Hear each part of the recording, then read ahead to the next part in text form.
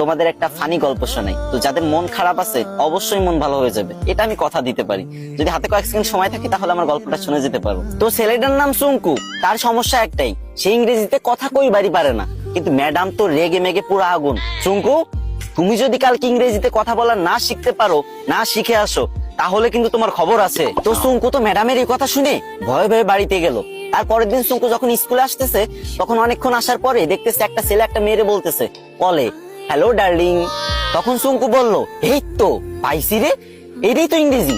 আরে আল্লাহ, এত সহজ কথা আর আমি শিখতে পারি না। যাক, এটা আমি মুখস্থ করে নি। তো সুঙ্কু মুখস্থ করে নিল, হ্যালো ডার্লিং। চুঙ্কু ভাবলো রাস্তাঘাটে মনে হয় মানুষ ইংরেজি বলে সবাই, তো এবার থেকে যার ইংরেজি শুনবে সেটাই মুখস্থ করে নেবে। তো চুঙ্কু আর একটু দূর আগে যাওয়ার পরে পার্কের ধারে একটা মেয়ে একটা ছেলের বলতেছে, সেট আপ ননসেন্স।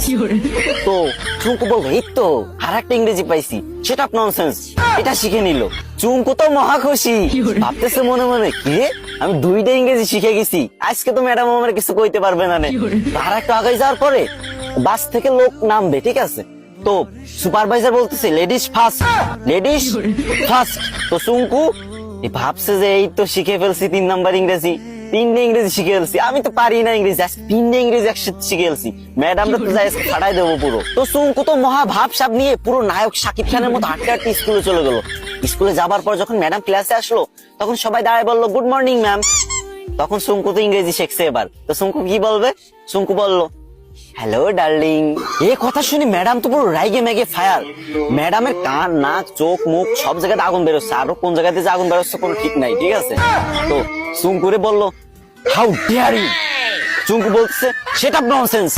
ম্যাডাম তো এবার পুরোই রেগে মেগে হট, বলছে, চুঙ্কু চলো প্রিন্সিপালের কাছে, আজকে তোমার খবর আছে।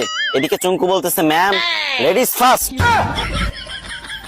গাইস, তোমাদের হাসানোর জন্য মেয়েদের থেকেও বেশি ন্যাকামি করতে হয়। তো তোমরা হাসছো তো, মন ভালো হয়েছে তো, কিন্তু আমার কিন্তু কষ্ট হয়েছে অনেক, গলাটা পুরো ভেঙে গেছে। তো এখন কান্না মুখ নিয়েই বলতেছি, আমার আইডিটা অনেকদিন ধরে ফ্রিজ, আমি অনেকদিন ধরে ভিডিও করি না, তাই তোমরা আমার ভুলে গেছো। এখন থেকে নিয়মিত ভিডিও আপলোড দেবো, আর তোমাদের মাঝ থেকে যাবো না। বিশ্বাস করো, প্রত্যেকদিন আমি ভিডিও দেবো, 3, 4, 5, 6টা করে ভিডিও দেবো প্রত্যেকদিন। তো প্লিজ তোমাদের কাছে একটা দাবি, ছোট ভাই হিসেবে এই ভিডিওতে একটা শেয়ার করে দিবা ভিডিওটা। না মানে তোমাদের হাসালাম, এখন কান্না মুখ নিয়ে বলতেছি, যদি একটা শেয়ার করে দাও অনেক খুশি হবো ভাই। শেয়ার করে একটা কমেন্ট করো যে আমি শেয়ার করেছি, আমি দেখতে চাই যে কারা আমার ভালোবাসে।